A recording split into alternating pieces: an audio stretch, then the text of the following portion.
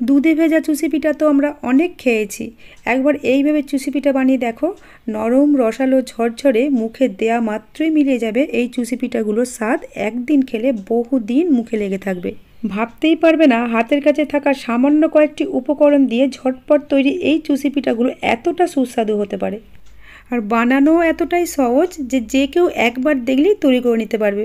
নমস্কার বন্ধুরা, বেঙ্গলি ওভেনে তোমাদের সবাইকে স্বাগত জানাই। চলো বন্ধুরা, তাহলে রেসিপি শুরু করি। ওভেনে একটা প্যান বসিয়ে এরকম সাইজের আমি একটা কাপ নিয়েছি। এই কাপটার মাপ করে আমি 2 কাপ জল প্যানের মধ্যে দিয়ে দিলাম। আমি এখানে জল ব্যবহার করেছি, এর বদলে কিন্তু লিকুইড দুধ বা গুঁড়ো দুধ দিয়েও বানানো যাবে। জলের মধ্যে দিয়ে দিলাম অল্প একটু লবণ। লবণটা দিয়ে জলের সাথে খুব ভালোভাবে মিশিয়ে নিলাম। জলটা যখন ফুটতে শুরু করেছে তখন এর মধ্যে দিয়ে দিলাম সুজি। আমরা যে কাপের মাপে জল মেপেছিলাম ওই কাপের মাপেই 1 কাপ সুজি নিয়েছি। ফ্লেমটাকে লো করে দিয়ে সুজিটাকে জলের মধ্যে দিয়ে এইভাবে নাড়াচাড়া করে এটাকে একটা ডোয়ের ফর্মে নিয়ে চলে আসতে হবে। সুজি যেহেতু খুব তাড়াতাড়ি জল টেনে নেয়, তাই এই ডোটা বানাতে কিন্তু 2 থেকে 2.5 মিনিটের থেকে একদমই বেশি সময় লাগবে না। সমস্ত সুজিটা যখন এক জায়গায় এইভাবে জড়ো হয়ে যাবে তখন বুঝতে হবে ডোটা হয়ে গেছে। এটাকে একটু শক্ত করেই নামাতে হবে, খুব নরম অবস্থায় নামালে কিন্তু পিঠাগুলো ভালো বানানো যাবে না। ডোটা আমাদের বানানো হয়ে গেছে। এখন ফ্লেমটাকে অফ করে দিয়ে ডোটাকে একটা প্লেটের মধ্যে ট্রান্সফার করে নিলাম। এখন একটু ঠান্ডা হওয়ার জন্য অপেক্ষা করব। শীতকাল যেহেতু খুব তাড়াতাড়ি ঠান্ডা হয়ে যায়। দেখো হাত দিয়ে ধরা যাচ্ছে এরকম ঠান্ডা হয়ে গেছে। পুরোপুরি ঠান্ডা করা যাবে না, হাত দিয়ে ধরা যায় এরকম অবস্থায় ডোটাকে তৈরি করে নিতে হবে। এখন হাতের মধ্যে 1 চা চামচ ঘি নিয়ে ডোটাকে খুব ভালোভাবে মেখে নিতে হবে।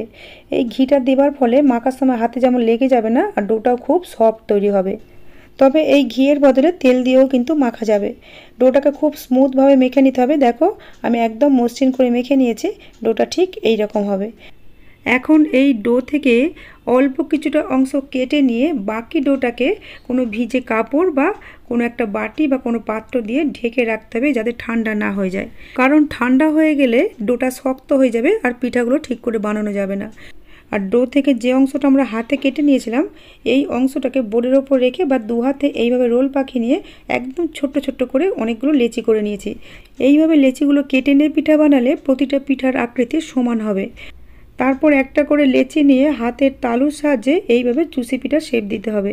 এক একটা পিঠা শেপ দিতে 1 থেকে 1.5 সেকেন্ডই সময় লাগে। প্রথমে যে অংশটুকু নিয়ে আমরা রোল পাকিয়েছিলাম পুরোটাই চুষি পিঠা শেপ দেওয়া হয়ে গেছে। এগুলোকে একটা প্লেটের মধ্যে তুলে এর মধ্যে অল্প একটু ময়দা ছিটিয়ে মাখিয়ে রাখলাম যাতে একটার সাথে আরেকটা লেগে না যায়। খুব তাড়াতাড়ি এই শেপগুলো দেওয়া হয়ে যায়। আর শেপ দিতে যদি অসুবিধা হয় তাহলে অল্প একটু ময়দা বা চালগুঁড়ি ছিটিয়ে শেপগুলো দিতে পারো। এখানে যেহেতু ঘি লাগানো ছিল ডোটার মধ্যে অল্প একটু, তাই আমার কিন্তু চালগুঁড়ি বা ময়দা ছাড়াই শেপটা দিতে কোনো অসুবিধাই হয়নি। আর বোর্ডের ওপর রেখে যদি শেপ দিতে অসুবিধা হয় তাহলে 2 হাতের তালুতে এইভাবে শেপগুলো দিয়ে দিতে পারো। আমি সব রকমভাবেই দেখিয়ে দিলাম, তোমাদের যেটা সুবিধা সেই মতো বানিয়ে নিতে পারো। আর প্রতিবারই চুষি পিঠাগুলো বানানো হয়ে গেলে শুকনো ময়দার পরিমাণটা খুব কম পরিমাণে দিতে হবে। অতিরিক্ত ময়দা দিলে চুষি পিঠাগুলোর গায়ে ময়দাগুলো লেগে থাকবে। শুকনো ময়দাগুলো চুষি পিঠাগুলোর গায়ে খুব ভালোভাবে লাগিয়ে নিলাম যাতে একটা পিঠে আর একটা পিঠার সাথে জড়িয়ে না যায়। এখন ওভেনে একটা প্যান বসিয়ে তার মধ্যে বেশ কিছুটা তেল দিয়ে দিয়েছি। তেলটাকে খুব বেশি গরম করার দরকার নেই। যখন মাঝারি গরম হবে তখন তৈরি করা চুষি পিঠাগুলো এই গরম তেলের মধ্যে দিয়ে দিতে হবে। পিঠাগুলোকে আমি 2টো ব্যাচে ভাজবো, তাই অর্ধেক পিঠা প্রথমে দিয়ে দিয়েছি। পিঠাগুলো তেলে দেওয়ার সাথে সাথেই খুন্তি বা স্প্যাচুলা লাগলে পিঠাগুলো ভেঙে যেতে পারে, তাই প্যানের হ্যান্ডেল দুটো ধরে এইভাবে ঝাঁকিয়ে দিলাম। এখন মাঝারি ফ্লেমে এই পিঠাগুলোকে ভেজে নিতে হবে। যে সকল বন্ধুরা আগে থেকেই আমার চ্যানেলটা সাবস্ক্রাইব করে রেখেছো তাদেরকে জানাই অসংখ্য ধন্যবাদ ও আন্তরিক ভালোবাসা। আর যে সকল বন্ধুরা আমার চ্যানেলে আজকে নতুন এসেছো তাদের কাছে আমার অনুরোধ চ্যানেলটা সাবস্ক্রাইব করে আমার পাশে থাকার।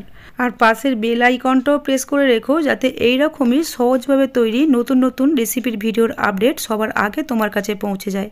আর যে সকল বন্ধুরা এফবি পেজ থেকে দেখছো তাদের কাছে আমার অনুরোধ পেজটাকে ফলো করে নেওয়ার।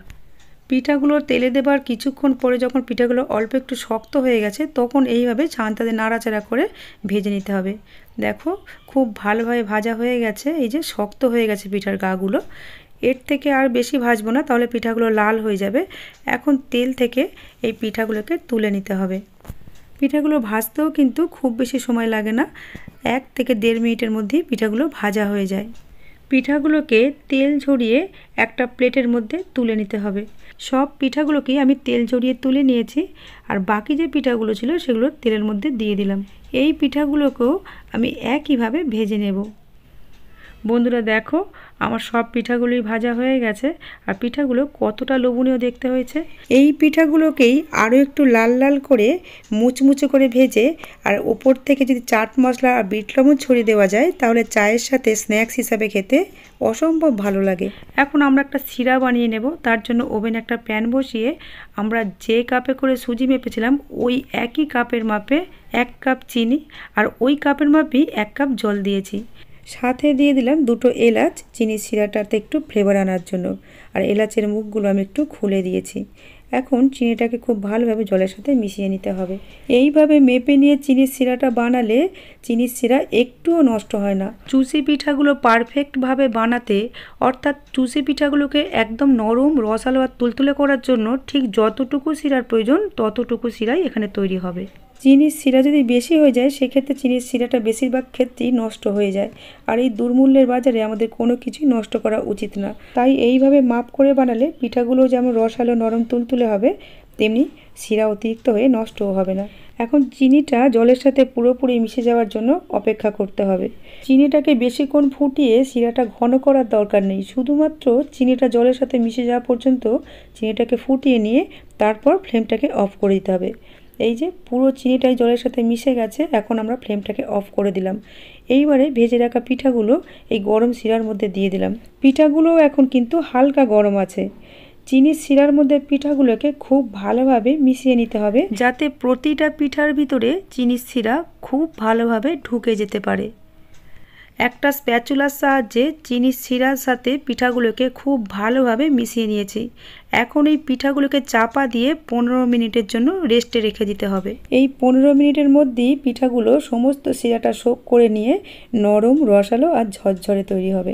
আমি তোমাদের 15 মিনিট পরে দেখাচ্ছি। বন্ধুরা দেখো, পিঠাগুলো সমস্ত শিরাটা শোক করে নিয়ে কত রসালো আর নরম তুলতুলে হয়েছে, আর দেখতে কতটা লোভনীয় হয়েছে। এইবার শীতে দুধে ভেজা চুষি পিঠা না বানিয়ে একবার হলো এইভাবে রসে ভেজা চুষি পিঠা বানিয়ে দেখো। আমি ওপর দিয়ে কিছুটা পেস্তা কুচি ছড়িয়ে দিলাম। এইভাবে যদি আগে কোনোদিনও না খাওয়া হয়ে ওঠে তাহলে একবার বানিয়ে দেখো, আর একবার বানিয়ে খেলেই বুঝতে পারবে যে এই পিঠাগুলো ঠিক কতটা টেস্টি। বাড়িতে বানালে আমাকে কমেন্টে জানাতে ভুলো না এই নতুন ধরনের চুষি পিঠাগুলো তোমাদের কেমন লেগেছিল। বন্ধুরা আজ তাহলে এই পর্যন্তই। তোমাদের সাথে আবার আমার দেখা হবে নতুন কোনো রেসিপির সাথে। তোমরা ভালো থেকো, সুস্থ থেকো, সাবধানে থেকো। শেষ পর্যন্ত ভিডিওটা দেখার জন্য তোমাদের সবাইকে জানাই অসংখ্য ধন্যবাদ।